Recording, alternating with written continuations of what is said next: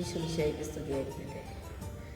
ഞാൻ പള്ളിപ്പുറം പള്ളിയുടെ തൊട്ടടുത്ത് താമസിക്കുന്ന സോഫി എന്നാണ് എൻ്റെ പേര്. എനിക്ക് അമ്മയുടെ ഒത്തിരി അനുഗ്രഹങ്ങൾ കിട്ടിയിട്ടുണ്ട്. അത് നിങ്ങളുമായി പങ്കുവയ്ക്കുകയാണ്.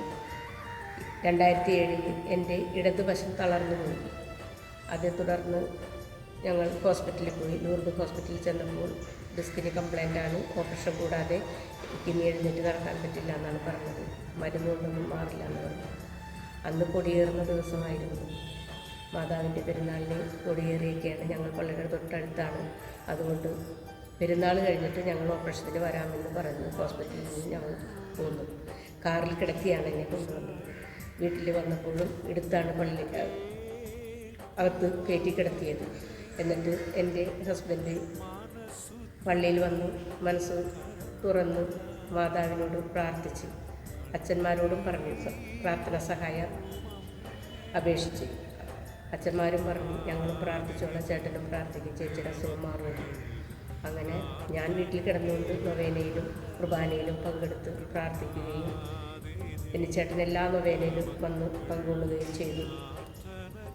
പെരുന്നാൾ കഴിഞ്ഞ് ഇവിടെ അടുത്ത് തന്നെയുള്ള പള്ളിപ്പുറത്തുള്ള ആയുർവേദ ഹോസ്പിറ്റലിൽ 21 ദിവസത്തെ ട്രീറ്റ്മെൻറ്റിന് ഞാൻ പോയി. എന്നെ കൊണ്ടുപോയി. ആ ട്രീറ്റ്മെൻറ്റ് കഴിഞ്ഞ് എനിക്ക് പൂർണ്ണ സുഖം പ്രാപിച്ചു. അത് മാതാവ് ഉണ്ണീശോയിൽ നിന്ന് എനിക്ക് വാങ്ങിത്തന്ന അനുഗ്രഹമാണെന്ന് ഞാനും എൻ്റെ കുടുംബവും വിശ്വസിക്കുന്നു. കൂടാതെ ഒത്തിരി അനുഗ്രഹങ്ങൾ മാതാവിൽ നിന്ന് എനിക്ക് കിട്ടിയിട്ടില്ല. എൻ്റെ വീട്ടിൽ എല്ലാ തടസ്സങ്ങളും മാറ്റി തന്നിട്ടുണ്ട് മാതാവ്. എൻ്റെ മകൻ്റെ വിവാഹം, അത് വലിയൊരു തടസ്സമുണ്ടായിരുന്നു ആ വിവാഹത്തിന്. ആ തടസ്സം അമ്മ മാറ്റി അവൻ്റെ വിവാഹവും നടത്തി തന്നു. എൻ്റെ 2 മക്കളുടെ വിവാഹവും അമ്മ തന്നെയാണ് നടത്തി തന്നിരിക്കുന്നത്. അതിൻ്റെ ഇടയ്ക്ക് വേറൊരാളും ഇടപെട്ടിട്ടില്ല. മാതാവ് ഈശോയും മാത്രമാണ് ഇടപെട്ടിരിക്കുന്നത്. പിന്നെ അതുകൂടാതെ എൻ്റെ ബ്രസ്റ്റിലൊരു മുഴ വന്നിരുന്നു. അതും മാതാവ് എടുത്ത് മാറ്റി. മാതാവിനോട് പ്രാർത്ഥിച്ചതിൻ്റെ ഫലമായിട്ട് ആണ് എനിക്ക് കിട്ടിയിരിക്കുന്ന രോഗശാന്തി എല്ലാം തന്നെ. അത് നിങ്ങളുമായിട്ട് ഞാൻ പങ്കുവെക്കും. നിങ്ങളും അതുപോലെ മാതാവിനോട് കരഞ്ഞപേക്ഷിച്ചെന്നാൽ നിങ്ങൾക്കും അത് സാധ്യമായി കിട്ടും. എല്ലാവരും മാതാവിൻ്റെ പള്ളിയിൽ വന്ന് മാതാവിനെ വിളിച്ച് അപേക്ഷിക്കണം. വിളിച്ചാൽ വിളിപ്പുറത്താണ് അമ്മ.